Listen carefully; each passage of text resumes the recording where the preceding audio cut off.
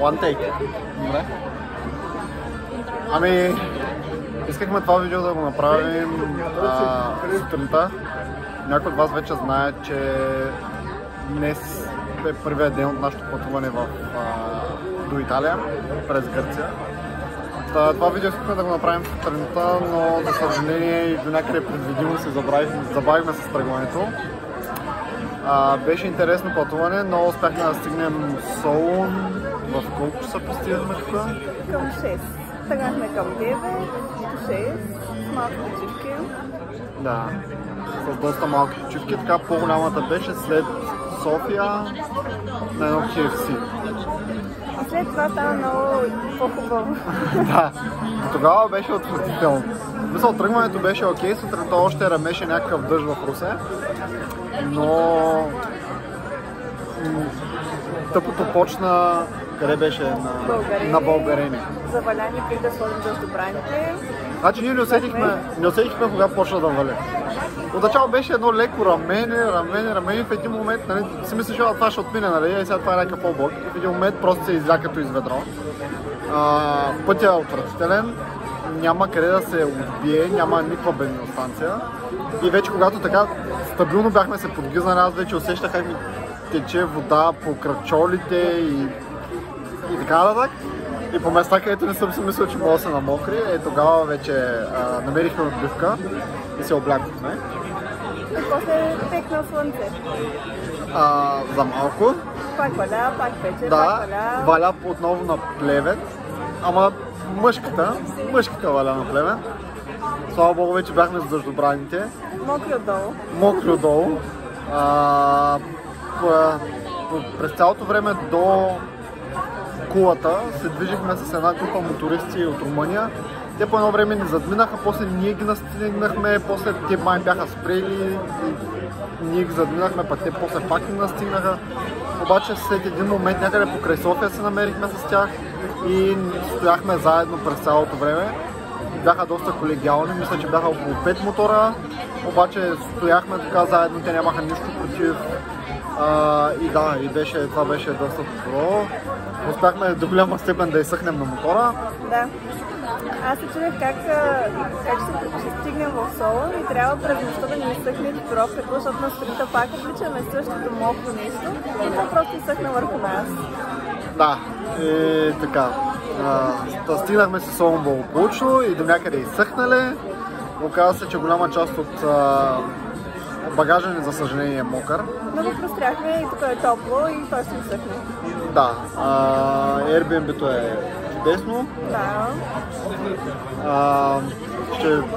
Ще може би ще пратим няколко снимки в последствие. И така, на Airbnb-то, но сега правим обсъждането за утре, защото утре тръгваме от Солун и пристигаме в Игуменица, 2 часа ни е ферибота за Бриндизи. 8 часа ще сме на кораба, ще пренощуваме в Бриндизи и обаче за това вече утре ще ви разказваме какво ще се случва. И това е от нас за сега. Не знам дали ще мога да обърна камерата сега. Добре, давай, ти си. Яката гледка.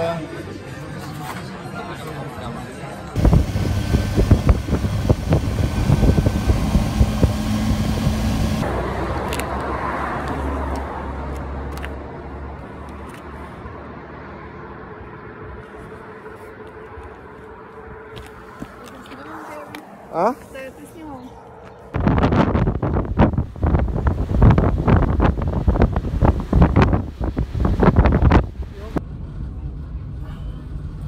Те дали ще начуват обаче? Така, както забелязвате, вече сме без микрофоните си. Това е защото на път за ферибота, на който се намираме в момента, имахме малък мисхеп. Искаш ли да разкажеш? Аз ще им покажа.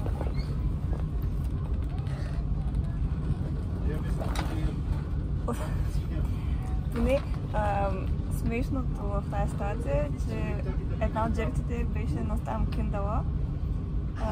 Той беше да чете по време на ферибота. Моята книга беше се стоплила, обаче още работи. И сега четем. Да, тя чете главата, после аз се чета и накрая си обсъждаме, което всъщност не е никак лошо. Да. Но да, микрофоните заминаха по този начин, тъй като трубата се е била много близо до ауспуха, до изхода на ауспуха. И така че загубихме доста два чифта очила, 3 чифта обувки. Да. И другата случка от днес. Ние бяхме по една дълга магистрала. Аз като гледам навигацията, пишеше 284 км само направо. И няма никакви селища, нищо. И по едно време резервуара беше на една чертичка. И почва да се обеждаме за бензиностанция, няма такава. Вече свърши чертичката и почнаха да мигат отгоре до долу, като види игра. И аз не знаех, че още време почнах да мисля варианти. Сега тук ще трябва да просим от тираджия бензин да ни прелива. Ще трябва да ходим до бензиностанция. Което е на дизел, между другото, мотор няма как да стане. Не може да носи. Ще ходим до бензиностанция с това. Ще звъним на 1077 МСОС номера им. Но намерихме бензиностанция, заредихме всичко точно. Дойдохме на време за ферибота, сега се возим. Доста е дълго пътуването, но е красиво. Ферибота не е лош. Едно видео в YouTube ме изплаши лично мен, че ще е нещо доста ужасяващо. Никак не е лошо в интерес на истината, ако си подготвен. Starlux, да, нещо като Рига в Русе, хотел Рига в Русе е такова нещо. Въпреки че кораб е от 2001 година. Но да, като изключвам това е доста приятно. Има си сепаренца, къде да се седне като един голям плаващ хотел. Аз за първи път съм на нещо такова, нещо подобно. Огромно е, но много малка част от цялото нещо работи, тъй като пасажирите явно са малко. То си е скъпо. И да, скъпо удоволствие то да те пренесат от Гърция до Италия. Смисъл не е нещо, което... както и да е. Но това е. Да, тръгнахме сутринта от Сол, 8:30. В града бръмчат адски много мотори. Пристигнахме в момента на време и следващата спирка е Бриндизи, където ще е през тази вечер. Да, и целта е на другия ден да си намерим поне една тръба, която днес казана, за да можем да... И сандали, и очила. Да, и другите неща, които загубихме. Само микрофончета предполагам, че няма да намерим, но установих, че и кабела ми е дал фира, но какво да правиш? Случи се. Получим се от грешките си и така. Това от нас за сега и да, до следващото включване от Бриндизи.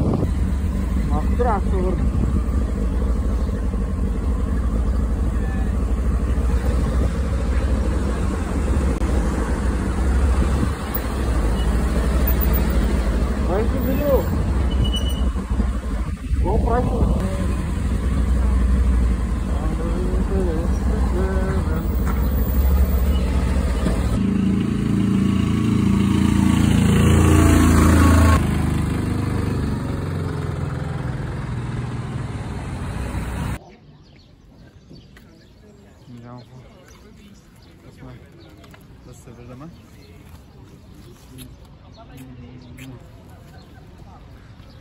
Русе е в Матера. О, браво и това. Добре, къде се фокус?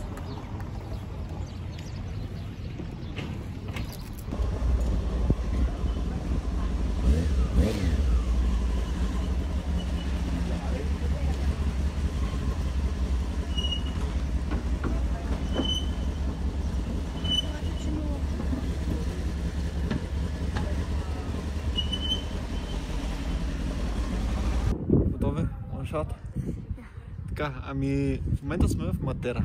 Малко е късно, обаче денят беше доста дълъг. Матера се вижда in the background. Така. Много светлини, много е красиво. Подробности ще видите на снимките.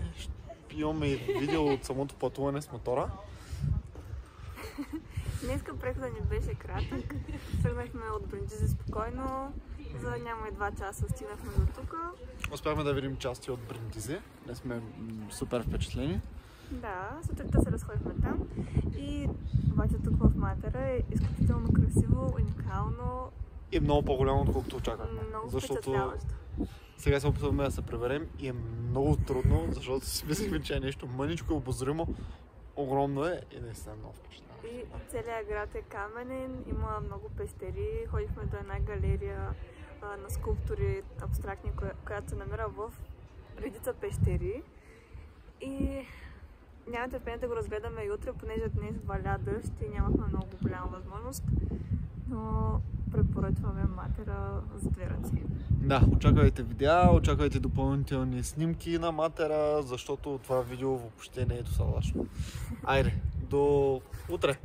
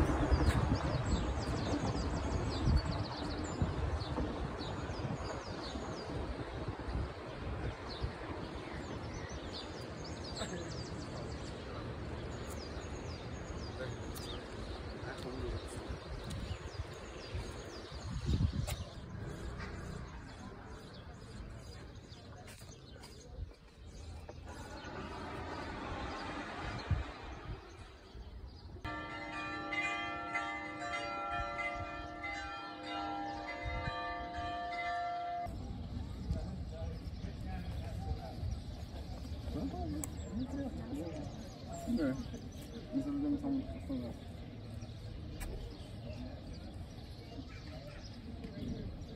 Не заведем само постоянно.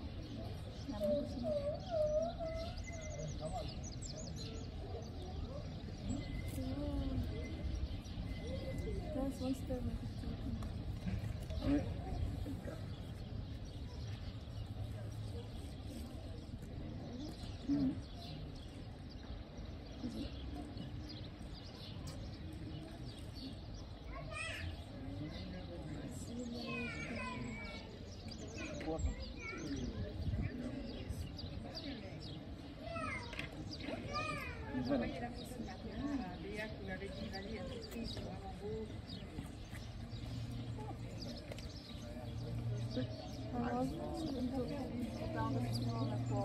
Ами, ами, давай, то продължава. Не.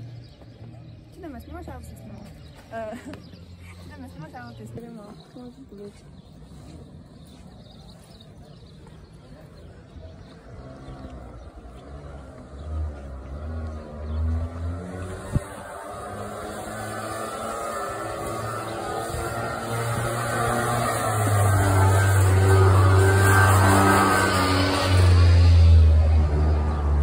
Ето я машината седи и чака.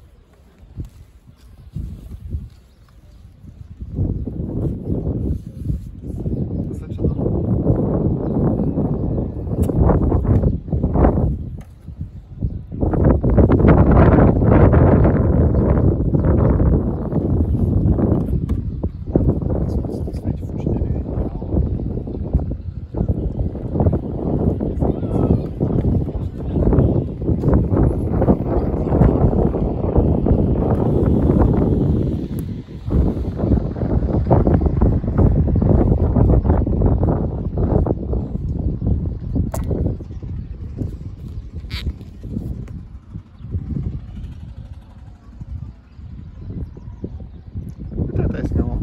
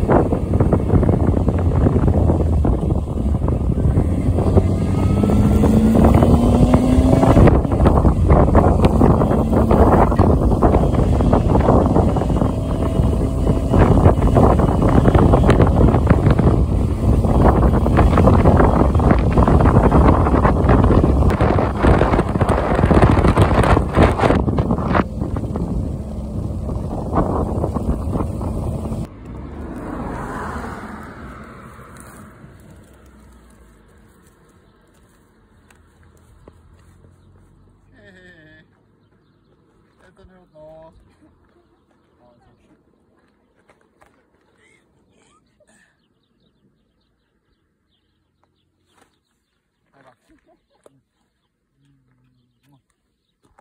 Ай.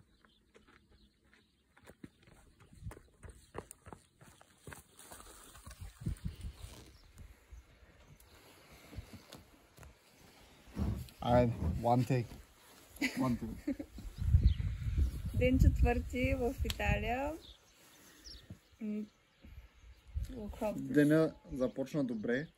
Не сме в Италия. Чакай, остай го да върви. Не сме в Италия? Не сме четвърти ден в Италия. Ще окръпнем. Ден четвърти от нашето приключение. Събудихме се в Матера. Разбрахме още за историята на града и как допреди 70 години там хората са живели в бедност и държавата е решила да ги изсели и да оправи града, да го напудри, да стане едно приятно място за туристи. Успяхме да посетим галерия Каса Ортега. Да, галерията Каса Ортега, което всъщност е било дом на художника Ортега, испанец, който бега от режима на Франко и твори в Италия дълго време. 4 години в Матера.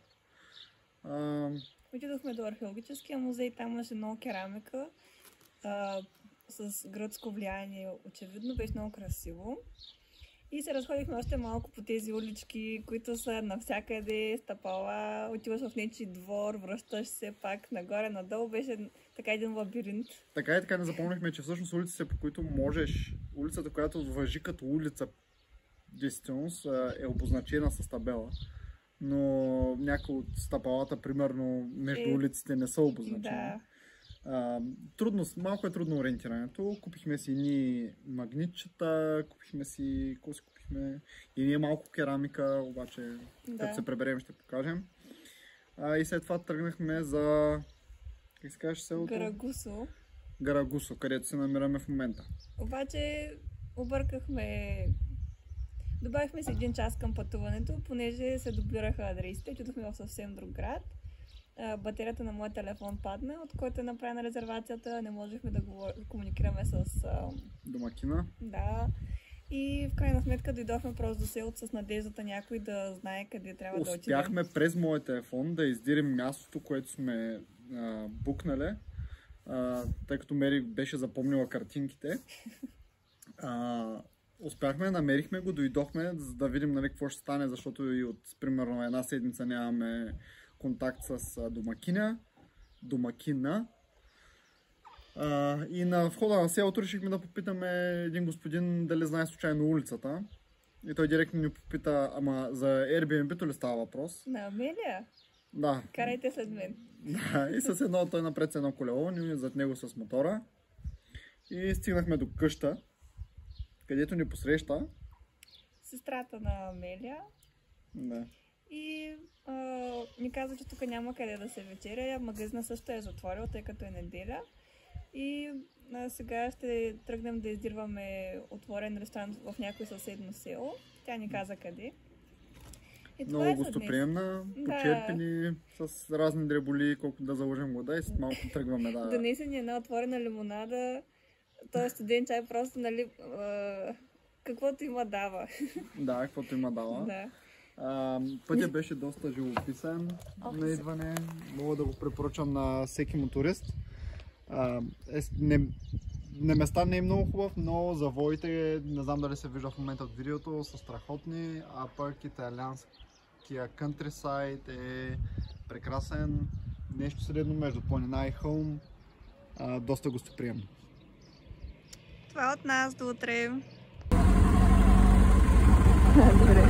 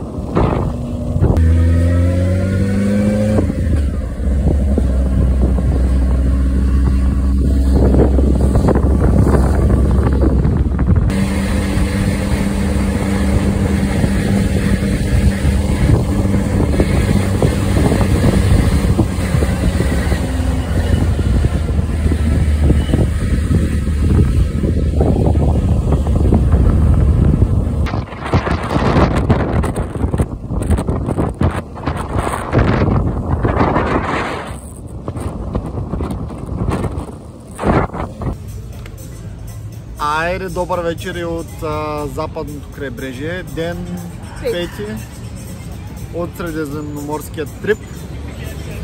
Днес пропътувахме от Гарагусо до Неапол. В момента сме в Неапол. Надяваме се ни чувате, защото тук просто няма тихо място. За тези, които са били в Берлин, това е като... Мръсен Берлин. Да, като Кройцберг, само че навсякъде е Кройцберг. Но много готин вайб има града, определено. Доста е младежко, доста е хип, доста е мръсно. Първо, с нощи намерихме къде да вечеряме. Отидохме в съседния град Грасано. И там гледаха като извънземни. Никой не ни се усмихна. Гледаха ни много сърдито. Какви са те новодушни. Но имаше много живот. Наистина очудващо едно село на края на нищото, с един гаден път и супер много хора там. Много млади хора. Абе, май имаше сбор и ние сме като другоселци, така беше. Да. Чершията пълна с хора. Имаше и матч на отбора им. Да, или пък Интер бяха спечелили някакъв матч и... Така, да. Но да. И тази сутрин решихме да се разходим в нашото селце Карагусо, което също е много малко. И всички знаят къде има Airbnb, защото е само едно при Амелия. Вчера разказахме как сме го намерили. Да. И искахме да намерим пазарче да си купим плодове и една жена просто видя, че се оглеждаме и тя така бонжорно и към добре, търсим фрута и тя ни почна да ни обяснява, къде чакай, тя ще ни закарам. Никой не знае бъкел английски. Никой. Имаше само нашия хост, нали, нашата домакинка и съпруга и говореха немски. Не много, ама достатъчно. И жената от магазина с плодовете ни говори на италиански и ние не разбираме. Тя продължава да говори. Извинявай, че те прекъсвам. Първо срещахме някаква рандъм жена, произволна, която не видя, че не знаем къде сме и вместо да ни опъти, тя почна да ни опътва и най-накрая явно реши, че е по-лесно. Да, явно реши, че е по-лесно да нас заведе където сметне за добре. И не заведе в магазина за плодове и там жената ни говори, ние не разбираме. Преди това в една пекарна. Тя продължава да ни говори. Все едно аз ще науча италиански, докато ми го повтаря там на минутата. И не ни дава сметката, просто ни държи в този разговор, който е на никакъв общ език. Да. Но говорихме с нея там с Google Translate, поправихме се, взехме си най-вкусните кайси и други неща. И лека по лека тръгнахме уж да видим Кастелмецано, но този път не по наша вина Google ни подведе, че ще минем през път, който всъщност беше затворен за ремонт, ама много затворен. И трябваше много да обикаляме, за да се върнем, като цяло ни удължи адски много пътя.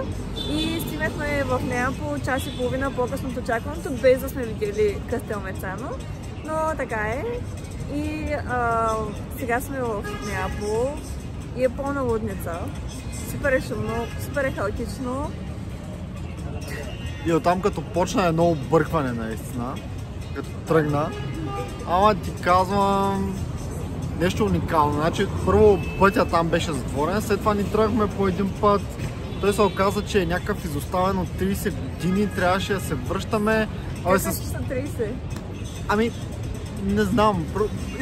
Пътя беше много зле, наистина, и не водеше в планината, а не към магистралата. Но в крайна сметка намерихме пътя.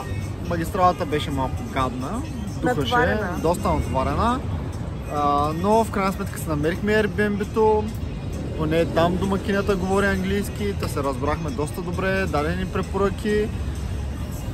Отделно получихме препоръки от приятели, които ни казаха какво да посетим в Неапол и так му сме хапнали и правим това видео за вас. И до утре! И до утре! Айде малко да покажем Неапол.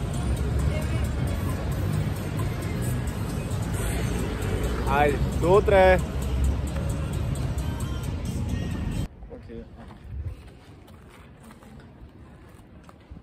Здравейте! Днес е ден 6 от нашето приключение. Не сме пътували никъде. Няколко дена ще починем мотора от дълги преходи. Намираме се в Помпей. Днес целият ден е отреден за Помпей и се разхождаме и се лутаме и се губим из уличките. Огромно е. В момента по-точно се намираме в базиликата на Помпей, което доколкото разбираме било нещо като храм. информацията по табелите е леко скъдна, но сега ще разберем малко повече, тъй като имаме аудиогид. Иначе вчера в Неапол беше доста готино, ние вчера май разправяхме за това. Получихме подарък бутилка вино от нашия сервитьор, което беше страхотно. И се прибрахме да си я пием вкъщи, а пък тази сутрин ходихме до един супермаркет да си напазаруваме, да ядем типична италианска храна. И закусихме по италиански с кафе и прошуто. Да. Е така. Днес целият ден отново тук. Утре сме в Неапол в центъра. Да.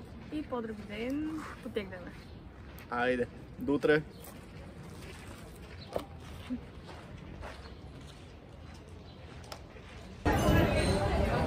Здравейте!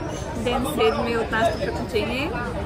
Днес цял ден бяхме в Неапол и пак навъртяхме много крачки, като вчера. Имам така подробно. Здравейте! Ден 7 от нашето приключение. Днес прекарахме целият ден в Неапол. Навъртяхме много крачки. Започнахме от археологическия музей и там видяхме много. За нас най-интересно беше от Помпей разни рисунки, мозайки, особено мозайките. Понеже по-спишните бяха запазени за музея, не бяха на място в Помпей. След това се опитахме да отидем в музея на чудателството. На човешката анатомия. На човешката анатомия, да. Известен с това, че има много интересни екземпляри от хора, които са имали някакви аномалии. Но за съжаление беше затворено и трябваше да го пропуснем. Да, никъде не пишеше, ама да, отидохме на там. След това си бяхме запазили една разходка в подземията и там беше интересно. Ползвали са го като акведукти, като бомбоубежище, имало различни цели през годините. И след това се разходихме из испанския квартал, просто с уличките. Голяма хаос, мизерия. Пихме аперол шприц и лимончело. Някои хора повтарят и така. Това е нашия ден до сега.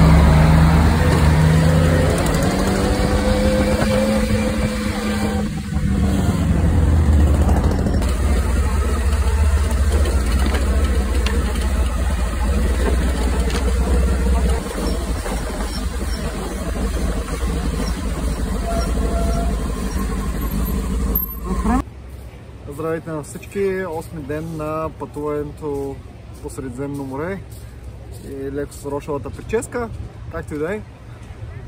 Днес се оказа, че имаме още една нощувка в Неапол.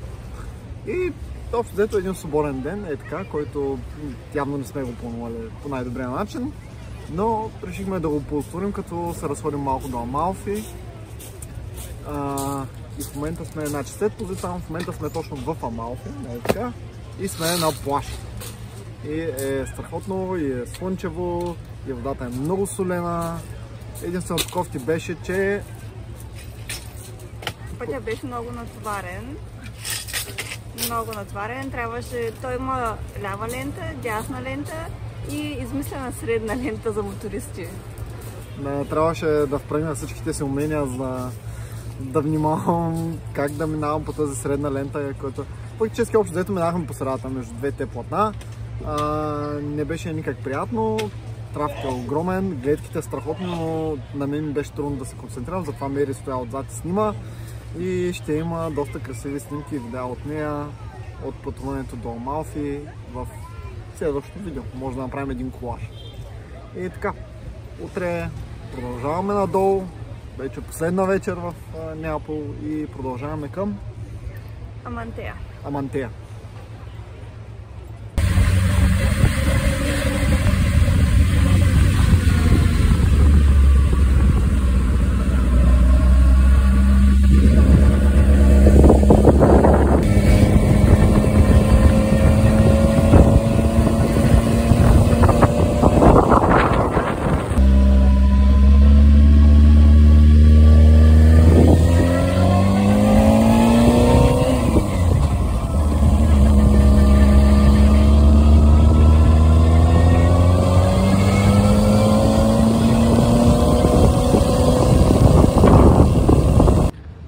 Здравейте всички!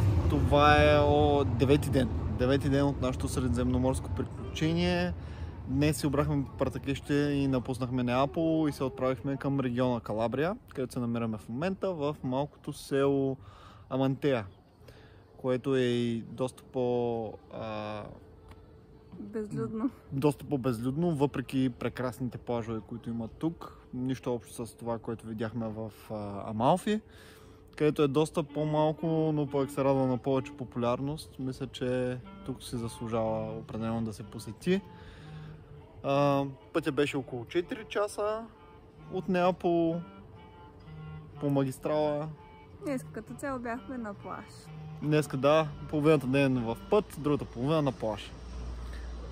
Утре достигаме и най-южната точка от нашето пътуване, което ще е Тропея, в същия регион, и очаквайте нашето включване от там.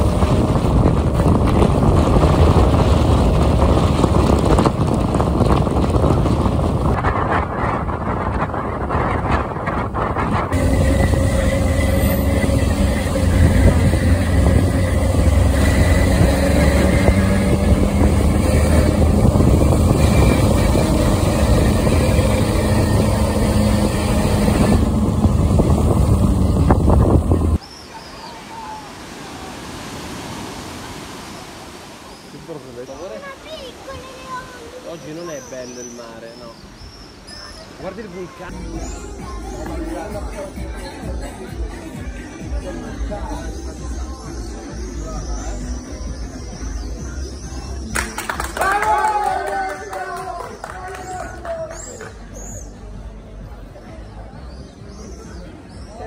Надясно?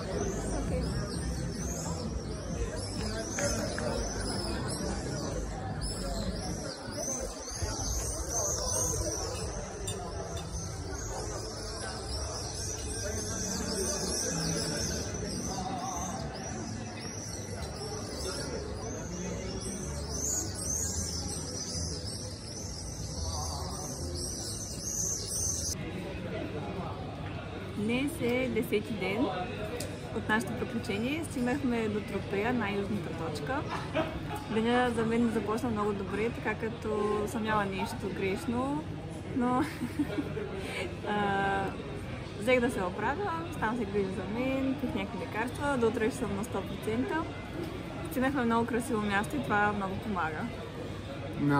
Да, сутринта закусихме набързо в мантея, типично по италиански, с еспресо и с круасанче.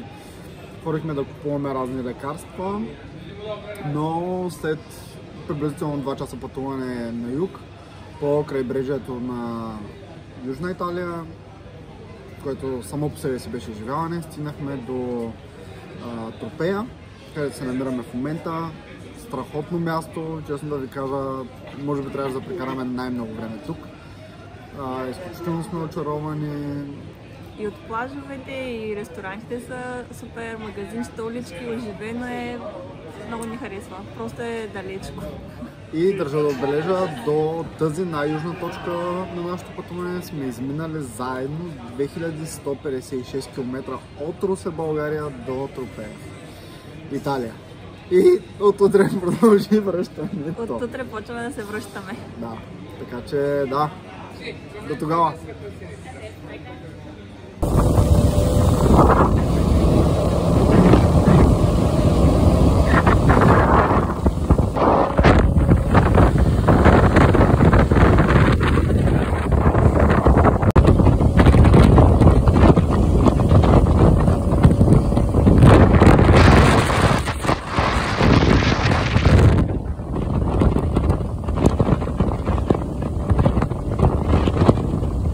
Айде, добър вечер отново от нас.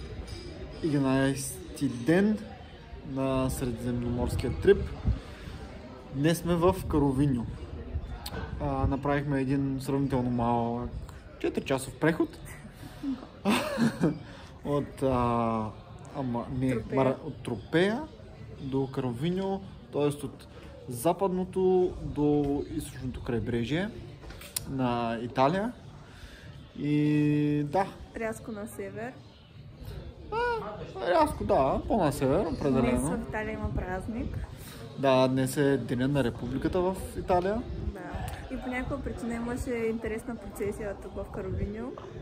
Може би точно поради този повод. Не сме сигурни, защото тук отново никой не говори английски, така че да може да ти обясни какво точно се случва.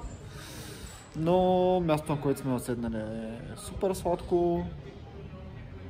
Току-що вечеряхме, доволни сме. Какво ще добавиш? Ами, утре ни е последния ден в Италия, пълен. И да, вече сме доста на север. Да, утре ще посетим един много готин плаж. Ще посетим едно много интересно сърце, от което ще има снимки. Може би оттам да направим видеото, да сме още сигурни, ще го решим. И така, да, айде едно бързо показване наоколо. Улички. И това беше. Чао!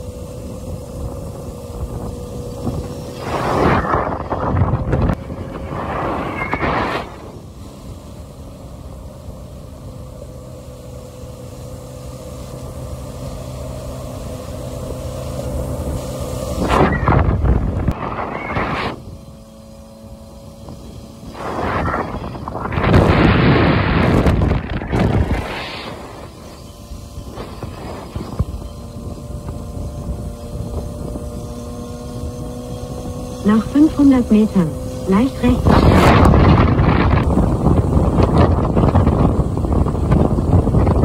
Die Ausfahrt nehmen. Danach, links ab.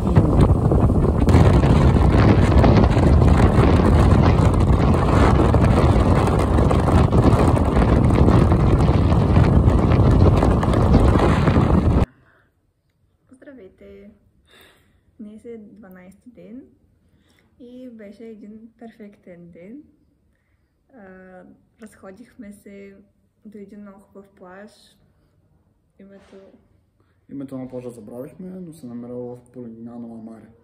Да. Това е едно сравнително малко градче на западното крайбрежие между Бари и Монополи. Да, има град, който се казва Монополи на западното крайбрежие на Италия. Източното, извинявайте. И там се игра на този плаж като малко дете, понеже имаше скали, пещери, беше наистина много готино и аз се къпах, защото водата беше топла, беше много приятно. Кристално чиста, много малък плаж. Хората обаче идваха и се тръгваха, освен нас, които останаха там няколко часа. Постояхме си, после се качихме на мотора, отидохме до Арбело и там хапнахме някакви бабини пасти. Беше много вкусно. Арбело е известно с архитектурата на града си, защото тя е уникална за региона, тъй като къщите са направени по един определен модел. Ще видите от снимките. Да, трулили. Да. И сега ще се разходим тук, искаме да видим стари маслинови дръвчета. И така, много сме доволни. Обаче сме тъжни, че е 12-ти ден, а на 14-ти ние се прибираме в България. Добре.